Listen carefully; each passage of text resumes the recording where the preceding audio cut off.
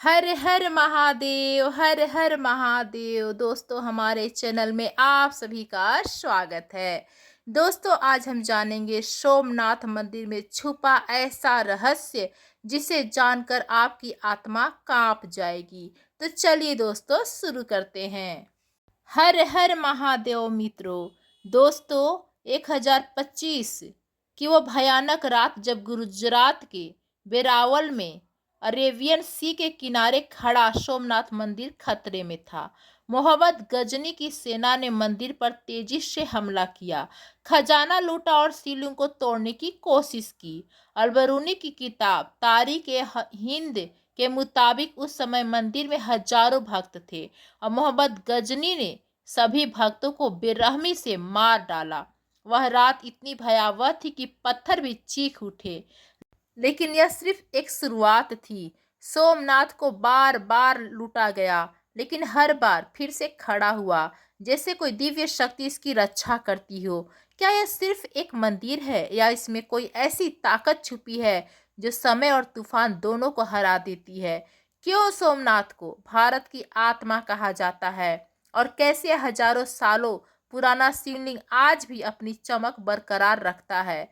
सोमनाथ मंदिर, जो भगवान शिव के 12 ज्योतिर्लिंग में पहला माना जाता है, सिर्फ एक तीर्थ स्थल नहीं बल्कि रहस्यों का एक बड़ा खजाना है।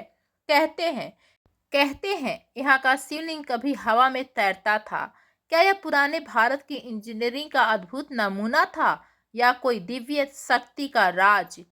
और वह स्वयं मंतक मणि जो महाभारत के मुताबिक भगवान कृष्ण से जुड़ी थी, क्या वह आज भी मंदिर के गर्भगृह में कहीं छुपी है?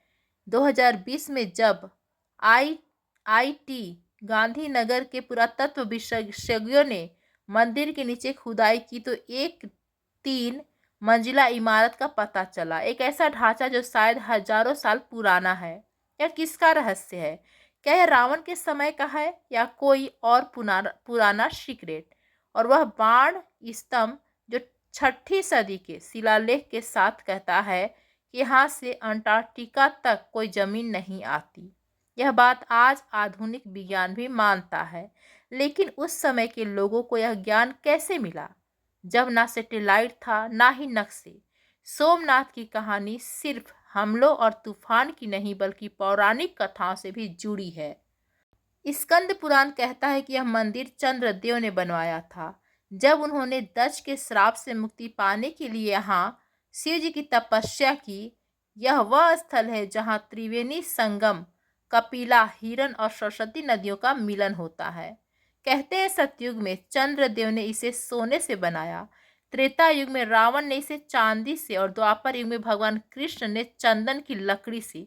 लेकिन क्या यह सिर्फ कथाएं हैं या इनमें कोई सच्चाई छुपी है? और अगर हाँ, यह सच है तो वह सोने चांदी के मंदिर कहाँ गए? और दोस्तों, सोमनाथ मंदिर के आसपास बहती गोमती नदी का एक अजीब रहस्य है। हर रोज सुबह इसका पानी बढ़ता है और रात को घट जाता है। वैज्ञानिक इसे समझ नहीं पाए, लेकिन स्थानीय लोग कहते हैं यह शिव की माया है और अब वह अरब सागर जो हजारों साल मंदिर के पास बहता है, उसने कभी इसे नुकसान नहीं पहुंचाया। कई तूफान आए, समुद्र के उफनते पानी ने दुनिया के कई हिस्सों को तबाह किया, लेकिन सोमनाथ मंदिर अपनी जगह पर अडिग रहा। क्या यह सिर्फ संजोग है या प्रकृति खुद इस मंदिर की रक्षा करती है? यह मंदिर सिर्फ एक धार्मिक स्थल नहीं बल्कि भारत के उस सनातन जीवन का प्रतीक है जो हर संकट के बाद फिर से उभरता है। कहते हैं इस मंदिर पर 17 बार हमले हुआ, लेकिन हर बार यह और भी शानदार रूप में उभरा। क्या इसकी नींव में कोई ऐसा मंत्र छुपा है जो इसे अमर बनाता है? आज भी हर साल लाखों भक्त यहाँ अपनी मनोकामना लेकर आते हैं और कहते हैं कि जो सोमनाथ मंदिर के दर्शन से हर पाप धुल जाता है। तो मित्रों, क्या आप तैयार हैं इस रहस्यमय यात्रा के लिए? यह कहानी सिर्फ एक मंदिर की नहीं बल्कि उस आस्था की है जो हजारों साल से चलती आ रही है। इस सफर में हम खोलेंगे सोमनाथ मंदिर के वह राज जो आपके होश उड़ा देंगे। क्या यह मंदिर सच में चंद्रदेव भगवान ने बनवाया था? क्या सैमंतक मणि आज भी यहाँ है? वाण स्तंभ का यह ज्ञान कैसे मिला? और वह 3 मंजिला इमारत का राज क्या है? तो अंत तक हमारे साथ जुड़े रहें और कमेंट में हर हर महादेव जरूर लिखें। अगर आपको यह कथा पसंद आ रही है तो वीडियो को लाइक करें और ऐसे ही भक्ति और रहस्यमयी कथाएं देखने के लिए, सुनने के लिए हमारे चैनल को सब्सक्राइब करना न भूलें। चलिए शुरू करते हैं सोमनाथ मंदिर के इस अद्भुत और रहस्य से भरे सफर को। मित्रों, सोमनाथ मंदिर की कहानी शुरू होती है एक ऐसी दुनिया से जहां देवता और असुर एक साथ रहते थे। यह है सतयुग की बात, जब स्वर्ग में चंद्रदेव यानी चंद्रमा अपने रूप और तेज के लिए जाने जाते थे। स्कंद पुराण और ऋग्वेद के मुताबिक चंद्रदेव की कहानी एक ऐसी कथा है जो सोमनाथ मंदिर के जन्म से जुड़ी है।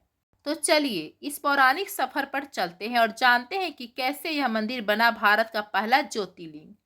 चंद्रदेव एक सुंदर और तेजोमयी देवता थे जिन्होंने राजा दक्ष की 27 कन्याओं से विवाह किया था। इनमें से एक थी रोहिणी, जो अपने रूप और मनमोहक स्वभाव के लिए सबसे अलग थी। चंद्रदेव का दिल रोहिणी पर ऐसा लगा कि वह अपना ज्यादातर समय उसी के साथ बिताने लगे। बाकी 26 कन्याओं को यह बात बिल्कुल पसंद नहीं आई। उन्होंने अपनी दुख की बात अपने पिता दक्ष के सामने रखी। दक्ष को यह सुनकर गुस्सा आया और उन्होंने चंद्रदेव को एक भयानक श्राप दे दिया। कहते हैं कि दक्ष का श्राप इतना प्रचंड था कि चंद्र का तेज और रूप धीरे धीरे खत्म होने लगा। उनका शरीर कमजोर होने लगा और उनका सुंदर चेहरा मुरझा गया। क्या यह श्राप चंद्रदेव को हमेशा के लिए खत्म कर देता, या कोई ऐसी शक्ति थी जो उन्हें बचा सकती थी? बिल्कुल बेबस और दुख में डूबे चंद्रदेव ने देवताओं के देवता ब्रह्मा जी से मदद मांगी। ब्रह्मा जी ने उन्हें एक रास्ता दिखाया। जाओ, धरती पर प्रभास पाटन के उस पवित्र स्थल पर जाओ जहाँ त्रिवेणी संगम है। वहाँ भगवान शिव की तपस्या करो। त्रिवेणी संगम यानी कपिला, हिरन और सरस्वती नदियों का वह पवित्र मिलन जो गुजरात के सौराष्ट्र सोमनाथ मंदिर के पास आज भी बहता है। कहते हैं यह संगम न सिर्फ धार्मिक रूप से पवित्र है बल्कि इसका भौगोलिक महत्व भी है, क्योंकि यह 3 नदियों का पानी यहाँ एक साथ मिलता है और यह स्थान आस्था का केंद्र बना है। लेकिन सवाल यह है, क्या चंद्रदेव की तपस्या सच में शिव जी को खुश कर पाई? चंद्रदेव ने प्रभास पाटन में एक शिवलिंग स्थापित किया और दिन रात कठिन तपस्या शुरू की। उनकी भक्ति इतनी गहरी थी कि खुद भगवान शिव उनके सामने प्रकट हुए। शिव जी ने चंद्रदेव से कहा, तुम्हारी भक्ति ने मुझे प्रसन्न किया है। मैं तुम्हें दक्ष के श्राप से मुक्ति दूंगा। लेकिन दक्ष का श्राप इतना मजबूत था कि पूरी तरह खत्म नहीं हो सकता था। तो शिव जी ने एक वरदान दिया, तुम्हारा तेज हर महीने 15 दिन तक घटता रहेगा, लेकिन अगले 15 दिन फिर से पूर्ण हो जाएगा। इसी वजह से आज भी हम चंद्रमा को शुक्ल पक्ष में बढ़ते और कृष्ण पक्ष में घटते देखते हैं। लेकिन यह कथा यही नहीं रुकती। चंद्रदेव ने शिव जी से एक और वरदान मांगा, प्रभु आप इस शिवलिंग में हमेशा के लिए विराजमान रहिए। शिव जी यह वरदान भी स्वीकार किए और तब से यह शिवलिंग सोमनाथ के नाम से जाना गया। सोम के नाथ यानी चंद्र के भगवान। लेकिन दोस्तों, सोमनाथ की पौराणिक कथा इससे भी गहरी है। स्कंद पुराण के मुताबिक यह मंदिर सिर्फ एक बार नहीं बल्कि हर युग में अलग अलग रूप में बना। सतयुग में चंद्रदेव ने इसे सोने से बनाया। कहते हैं वह मंदिर इतना चमकता था कि उसका तेज स्वर्ग तक जाता था। फिर त्रेता युग में रावण, जो शिव का बड़ा भक्त था, इसे चांदी से बनवाया और द्वापर युग में भगवान कृष्ण ने अपने हाथों से इसे चंदन की लकड़ी से सजाया। लेकिन यह सोने चांदी के मंदिर कहाँ गए? क्या ये सिर्फ कथाएं हैं या इनमें कोई सच्चाई छुपी है? और अगर यह सच है तो क्या वह पुराने ढांचे आज भी कहीं मंदिर के नीचे छुपाए हैं? और एक बड़ा सवाल, त्रिवेणी संगम का यह स्थान क्यों इतना खास है? कहते हैं यहाँ का पानी ना सिर्फ शरीर को शुद्ध करता है बल्कि मन को भी शांति देती है। स्थानीय लोगों का मानना है कि यहाँ स्नान करने से हर भक्त के दुख दूर होते हैं। लेकिन क्या यह संगम सिर्फ आस्था का प्रतीक है या इसके पीछे कोई और रहस्य? सोमनाथ मंदिर के इससे पहले ज्योतिर्लिंग का राज क्या है जो हजारों साल से लोगों के दिल में बसा है? तो दोस्तों, यह थी सोमनाथ की पौराणिक कथा, लेकिन यह सिर्फ शुरुआत है। इस कथा के बाद हम जानेंगे कि कैसे यह मंदिर बार बार टूटा लेकिन हर बार फिर से खड़ा हुआ।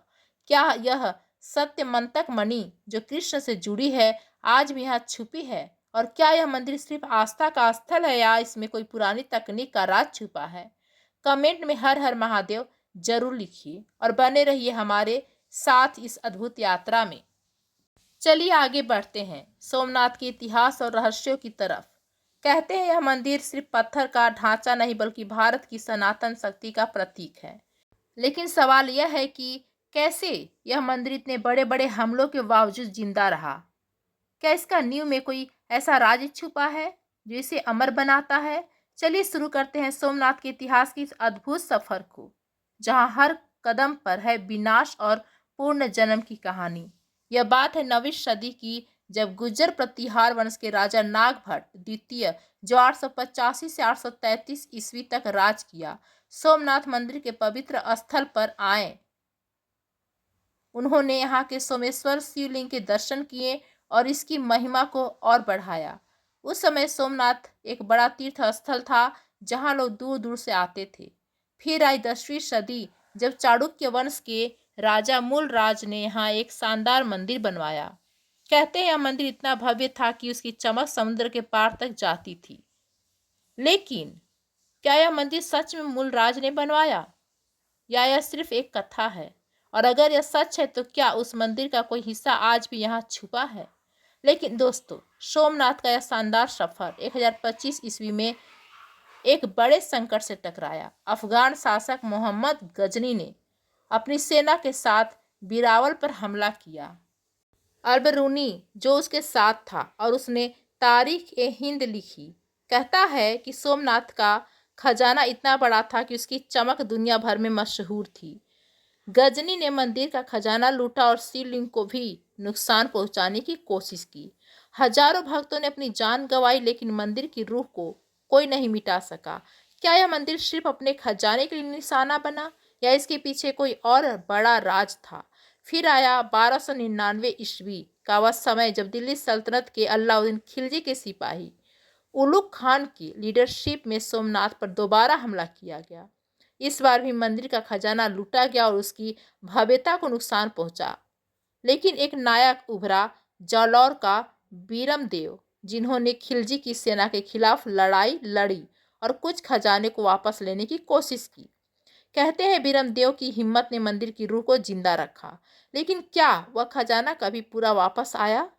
सोमनाथ का यह विनाश यही नहीं रुका। 10,395 ईस्वी में जफर खान ने, जो गुजरात का गवर्नर था, मंदिर पर फिर से हमला किया। फिर 1451 ईस्वी में महमूद बेगड़ा ने इसे निशाना बनाया और सबसे बड़ा संकट आया 17वीं सदी में, जब 1665 और 1706 में मंदिर को पूरा वीरान कर दिया। कहते हैं उस समय मंदिर के पत्थर भी टूट चुके थे और भक्त दूर दूर तक बिखर गए। लेकिन सवाल यह है, इतने बड़े हमलों के बावजूद सोमनाथ मंदिर का नाम क्यों जिंदा रहा? क्या यह मंदिर सिर्फ एक स्थल था या इसमें कोई ऐसी शक्ति थी जो हर बार इसे जिंदा करती थी? लेकिन दोस्तों, सोमनाथ की कहानी सिर्फ विनाश की नहीं बल्कि पूर्ण जन्म की भी है। 12वीं सदी में 1143 में 1162 ईस्वी तक चालुक्य राजा कुमारपाल ने एक मजबूत पत्थर का मंदिर बनवाया जो सोमनाथ रूप को फिर से जगा गया। फिर 19वीं सदी में 10,308 से 10,371 ईस्वी तक चूड़ासमा वंश के राजा महिपाल और डेंगरा ने मंदिर के लिए अपना योगदान दिया। कहते हैं उन्होंने मंदिर की सेवा की और भक्तों को फिर एकत्रित किया। लेकिन असली चमत्कार हुआ 1883 ईस्वी में, जब मराठा रानी अहिल्याबाई होलकर ने सोमनाथ के लिए एक नई रोशनी जलाई। उन्होंने एक छोटा लेकिन पवित्र मंदिर बनवाया जो आज भी ओल्ड सोमनाथ या अहिल्याबाई टेम्पल के नाम से जाना जाता है। अहिल्याबाई के इस काम ने सोमनाथ की रूह को हमेशा के लिए जिंदा रखा और उनका यह मंदिर आज भी उसी शक्ति को लेकर चलता है। और फिर आया वह पल जो सोमनाथ के इतिहास का सबसे शानदार दौर था। 1950वीं ईस्वी भारत के लौह पुरुष सरदार वल्लभ भाई पटेल और डॉक्टर राजेंद्र प्रसाद के लीडरशिप में सोमनाथ मंदिर को एक नए रूप में बनाया गया। 11 मई 1951 को जब यह मंदिर दोबारा खुला तो लाखों लोगों ने हर हर महादेव के नारे लगाए।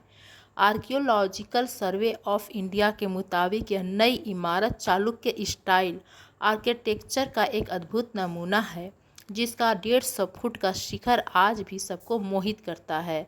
तो दोस्तों, यह था सोमनाथ का इतिहास, विनाश और पूर्व जन्म का एक अद्भुत सफ़र। लेकिन यह कहानी यहीं नहीं रुकती। आगे हम जानेंगे कि कैसे यह मंदिर रहस्यों का खजाना बना। क्या वह शिवलिंग सच में हवा में तैरता है, और क्या सैमंतक मणि आज भी यहाँ छुपी है? तो बने रहिए हमारे साथ इस यात्रा में, क्योंकि सोमनाथ के राज अभी बाकी हैं। सोमनाथ मंदिर सिर्फ आस्था और इतिहास का गवाह ही नहीं, बल्कि रहस्य का एक ऐसा खजाना है जो दिल और दिमाग दोनों को हैरान करता है। स्कंद पुराण के एक श्लोक में कहा गया है, सोमनाथो ज्योतिर्लिंगम सर्व पाप विनाशनम, यानी सोमनाथ का ज्योतिर्लिंग हर पाप को नष्ट कर देता है। लेकिन इस मंदिर के गर्भगृह में छुपा है एक ऐसा राज जो हजारों साल से उलझा हुआ है। क्या यह मंदिर सिर्फ पत्थर का ढांचा है, या इसमें कोई ऐसी शक्ति छुपी है जो साइंस भी समझ नहीं पाई? क्या यहाँ का शिवलिंग सच में हवा में तैरता है, और क्या ये सयमंतक मणि, जो दुनिया का सबसे बड़ा खजाना कही जाती है, आज भी यहाँ कहीं छुपी है? चलिए खोलते हैं सोमनाथ के इस अद्भुत रहस्यों के दरवाजे और देखते हैं कि क्या यह हमें कहाँ ले जाते हैं। सबसे पहला रहस्य सोमनाथ का वह शिवलिंग जो कहते हैं कभी हवा में तैरता था। स्कंद पुराण और लोक कथाओं के मुताबिक यह शिवलिंग इतना पवित्र था कि यह जमीन को छुए बिना मंदिर के गर्भगृह में तैरता रहा। 1107 में जब अफगानी विद्वान अलबरूनी सोमनाथ आया तो उसने अपनी किताब तारीख हिंद में लिखा कि यह कोई चमत्कार नहीं, बल्कि मैग्नेटिक पत्थरों का कमाल था। कहते हैं मंदिर के नीचे और ऊपर ऐसे पत्थर रखे गए थे जो शिवलिंग को हवा में रखते थे।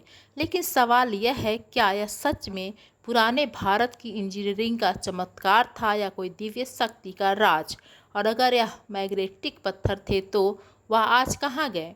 क्या 1025 में महमूद गजनी के हमले के दौरान वो पत्थर भी लूट लिए गए थे, या वो आज भी मंदिर के नीचे कहीं छुपे हुए हैं? अब बात करते हैं एक और बड़े रहस्य की, सयमंतक मणि। महाभारत के मुताबिक यह एक ऐसी मणि थी जो भगवान कृष्ण से जुड़ी थी। कहते हैं यह मणि इतनी शक्तिशाली थी कि वह अपने आसपास धन दौलत और ऊर्जा फैलाती थी। पुराणों में कहा गया है कि सैमंतक मणि को सोमनाथ के शिवलिंग के अंदर छुपाया गया था ताकि कोई इसे चुरा न सके। लेकिन जब 1025 में गजनी ने मंदिर पर हमला किया तो क्या वह इस मणि के पीछे था? कहते हैं उसने मंदिर का खजाना लूटा, लेकिन सैमंतक मणि का कोई पता नहीं चला। क्या यह मणि आज भी मंदिर के गर्भगृह में कहीं छुपी है, या क्या यह एक ऐसी कथा है जो सिर्फ भक्तों के दिल में जिंदा है? और अगर यह मणि सच में है तो कहाँ है? इसकी शक्ति आज भी मंदिर के आसपास महसूस होती है। फिर आता है सोमनाथ का वो रहस्य जो दुनिया भर के वैज्ञानिक को हैरान करता है, वान स्तंभ। मंदिर के पास एक छोटा सा स्तंभ है जिसमें 6ठी शताब्दी का एक शिलालेख लिखा है। इसमें कहा गया है कि यहाँ से समुद्र के रास्ते अंटार्कटिका तक कोई भी ज़मीन नहीं आती। यह बात आज मॉडर्न साइंस भी मानती है। सोमनाथ से साउथ पोल तक एक सीधी लाइन में कोई भी लैंड मार्क नहीं है। लेकिन यह सवाल दिल को छू जाता है, जब 6ठी सदी में ना सैटेलाइट थे ना ही गूगल मैप्स, तो पुराने भारत के लोगों को यह ज्ञान कैसे मिला? क्या यह सिर्फ एक संजोग था, या कोई पुरानी विद्या का राज? और क्या यह शिलालेख कोई बड़ा संदेश छुपाए हुए हैं, आज हम भी समझ नहीं पाए?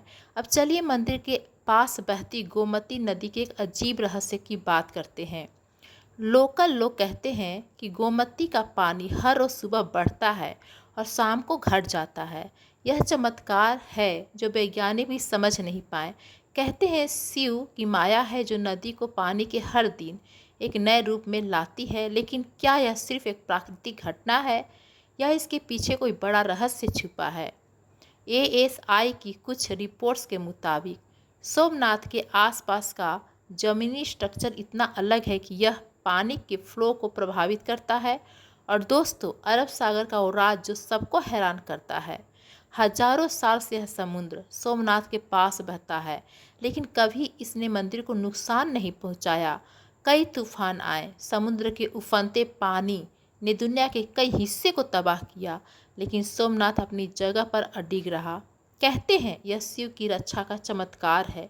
लोकल लोग एक कथा सुनाते हैं, जब भी कोई बड़ा तूफान आता है, समुद्र का पानी मंदिर के पास आकर शांत हो जाता है। क्या यह सिर्फ संजोग है या प्रकृति खुद इस मंदिर की हिफाजत करती है? और अगर यह सच है तो क्या मंदिर के नीचे कोई ऐसी शक्ति है जो समुद्र को भी रोक लेती है? अब एक और बड़ा राज, 2020 की वो खुदाई जो IIT गांधीनगर के पुरातत्व एक्सपर्ट्स ने की। उन्होंने ग्राउंड पेनिट्रेटिंग रडार का इस्तेमाल करके मंदिर के नीचे एक 3 मंजिला इमारत का पता लगाया। ASI की रिपोर्ट्स के मुताबिक यह ढांचा शायद हजारों साल पुराना है, लेकिन इसका असली समय या मकसद आज भी एक राज है। क्या यह वो पुराना मंदिर है जो सतयुग में चंद्रदेव ने बनवाया था, या यह कोई सीक्रेट टेम्पल का हिस्सा है जो आक्रमणकारियों से छुपाया गया था?